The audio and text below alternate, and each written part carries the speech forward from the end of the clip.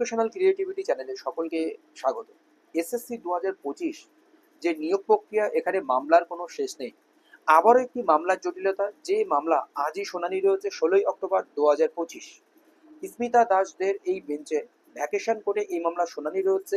এই মামলা 14 October honourable justice সম্পাদত্ত পাউলের bench থেকে লিভ নিয়ে এই মামলা কিন্তু জাস্টিস স্মিতা দাসদের বেঞ্চে আজই শুনানি রয়েছে 16 অক্টোবর 2025। দেখুন, আর্জেন্ট ম্যাটার এবং লিভ ম্যাটার এসএসসি মামলার শুনানি।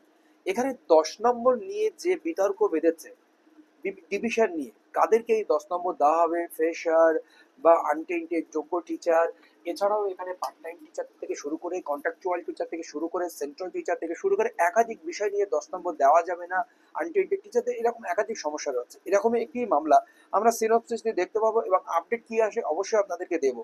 তো এখানে আপনারা দেখতে পাচ্ছেন ডাব্লিউপিএ এত, ফাইলিং নাম্বার এত, রেজিস্ট্রেশন নাম্বার এত, ফাইলিং ডেট 14/10/2025, রেজিস্ট্রেশন ডেট এত, এবং 16 অক্টোবর 2025 এই মামলা শুনানি রয়েছে। মোহাম্মদ আলমগীর অ্যান্ড ওআরএস রয়েছে এই মামলার মূল পিটিশনার, অ্যাডভোকেট সিঙ্গিনী চক্রবর্তী এই মামলার অ্যাডভোকেট।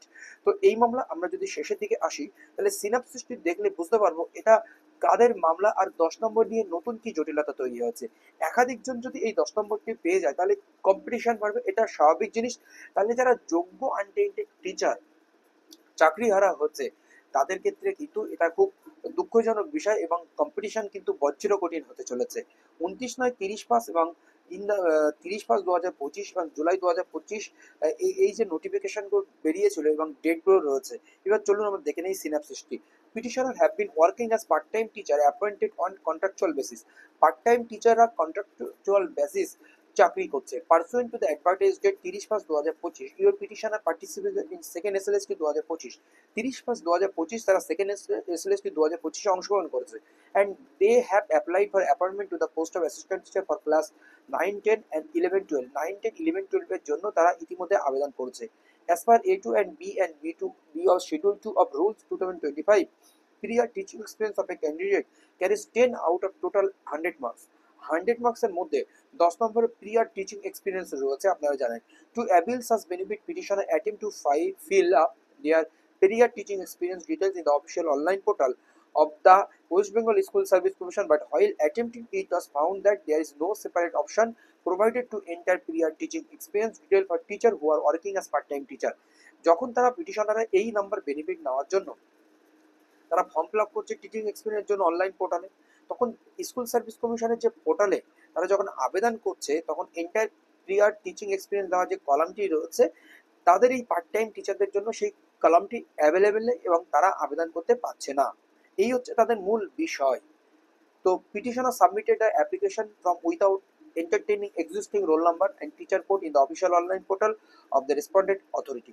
তো যাই হোক, মানে কোনো ডিটেলস ছাড়াই তারা অনলাইন পোর্টালে আবেদন করে দিয়েছে।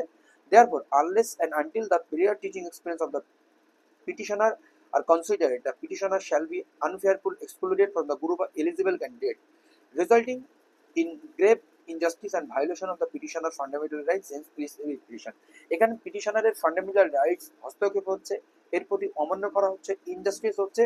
যদি পিটিশনারদের এলিজিবল পিটিশনার যাদের তো টিচিং এক্সপিরিয়েন্স রয়েছে তারা কন্ট্রাকচুয়াল হতে পারে বা তারা পার্ট টাইম হতে পারে, তাদের দাবি করছে তারা, নাহলে এখানে ইনজাস্টিস হবে বা ফান্ডামেন্টাল রাইট খর্ব হবে, সেটাই তাদের মূলত দাবি রয়েছে। সেটা নিয়েই আজ কিন্তু কলকাতা হাইকোর্টে জাস্টিস স্মিতা দাসদের বেঞ্চে ভ্যাকেশন কোর্টে আর্জেন্ট বেসিসে লিভ নিয়ে এই মামলার শুনানি রয়েছে।